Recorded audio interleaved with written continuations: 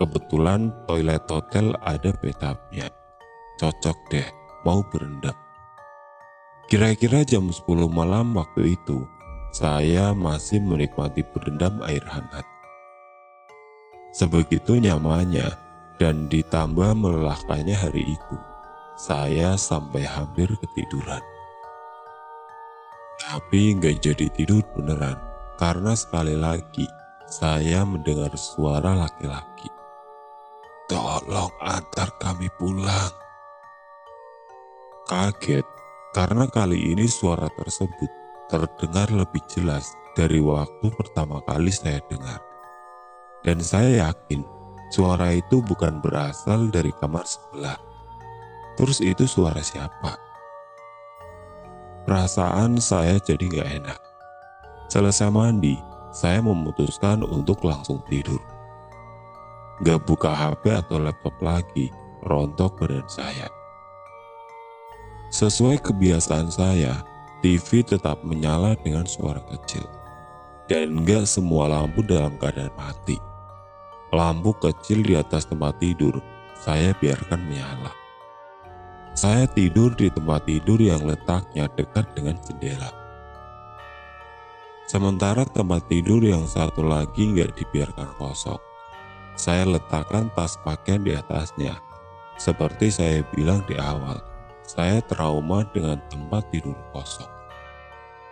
Yang saya ingat, sebelum jam 12 malam, saya sudah terlelap.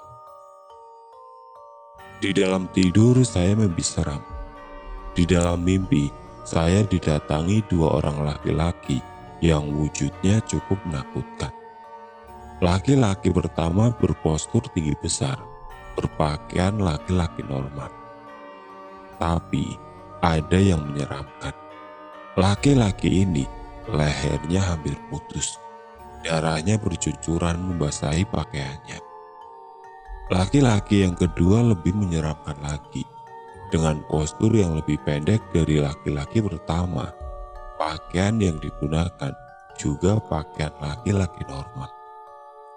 Terus, apa yang aneh, Bri? Apa yang seram? Yang menyeramkan adalah laki-laki yang kedua itu berdiri tanpa kepala. Ya, kepalanya gak ada. Di dalam mimpi, saya hanya berdiri diam, gak bisa bergerak, dan gak bisa mengucapkan kalimat apapun. Saya hanya mendengarkan saja ketika laki-laki yang masih ada kepalanya berkata, "Tolong antar kami pulang." Sebegitu ketakutannya, saya sampai terbangun dari tidur dengan nafas tersegal-segal. Terbangun, tapi saya nggak bangkit dari tempat tidur. Posisi miring ke kiri, menghadap jendela kamar, membelakangi tempat tidur kosong. Bisa bayangin ya posisinya. Dan enggak seluruh jendela kamar tertutup tirai. Sebagian saya biarkan terbuka, sehingga sebagian kaca jendela terlihat. Nah, ketika masih kaget dengan mimpi yang baru dialami, tiba-tiba pandangan saya menangkap ada yang aneh dari kaca jendela kamar. Kaca itu memantulkan situasi dan keadaan di belakang saya, situasi tempat tidur kosong. Karena penasaran, saya coba untuk lebih memperhatikan, lebih fokus. Ternyata, dari pantulan kaca itu, saya melihat dua orang laki-laki yang baru saja hadir dalam mimpi. Mereka tepat berada di belakang saya. Laki-laki yang pertama posisinya duduk di tempat tidur, menghadap ke saya. Laki-laki yang kedua berdiri di sebelahnya, tanpa kepala, menghadap saya juga. Kebayang. Saya nggak berani ngapa-ngapain. Badan gemetar ketakutan, membaca doa sebisanya. Di tengah ketakutan, saya memutuskan untuk memejamkan mata. Tapi baru beberapa menit setelah memejamkan mata, telinga kanan merasakan ada hembusan udara hangat, seperti nafas. Ada yang bernafas dekat telinga. Di tengah-tengah kekalutan, tiba-tiba sekali lagi saya mendengar suara berbisik pelan di telinga. "Tolong antar kami pulang." Beberapa detik kemudian saya sontak langsung berdiri dan memberanikan diri melihat ke arah posisi dua laki-laki itu berada. Mereka udah gak ada. Saya langsung lari keluar kamar dan duduk di balkon hotel. Setelah mulai agak tenang, saya telepon Om Denny. Dalam percakapan telepon, saya ceritakan semua dari awal dan Om Denny bilang, "Ya sudah Bri, kamu antar pulang aja, kasihan." "Antar pulang kemana Om? Mereka juga gak bilang minta diantar kemana. Pokoknya gak mau Om," jawabku agak kesel. "Nanti mereka akan kasih tahu mau kemana mereka pulang. Kamu tinggal ikuti aja," kata Om Denny di akhir percakapan. Inti dari percakapan saya dengan Om Denny adalah mereka benar-benar minta tolong untuk diantar pulang. Pulang kemana? Kenapa minta tolongnya ke saya? Karena mereka menganggap saya cukup kuat untuk mereka jadikan duit ke tempat tujuan mereka pulang. Sebelum-sebelumnya sudah sering meminta pertolongan, tetapi nggak ada yang cukup kuat untuk membantu. Itu menurut omongan Om Denny. Wallahu a'lam.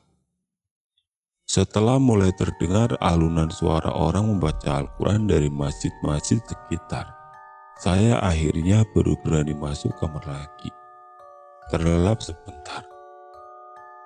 Kamis pagi, saya siap-siap untuk melaksanakan tugas kantor di hari terakhir.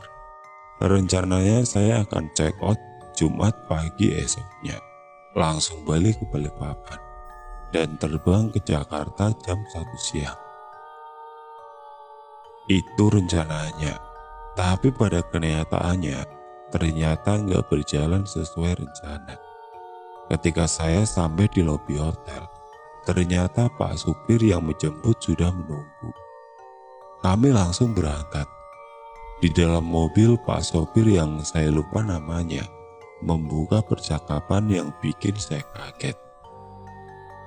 "Mas Bri, itu tadi temannya ya?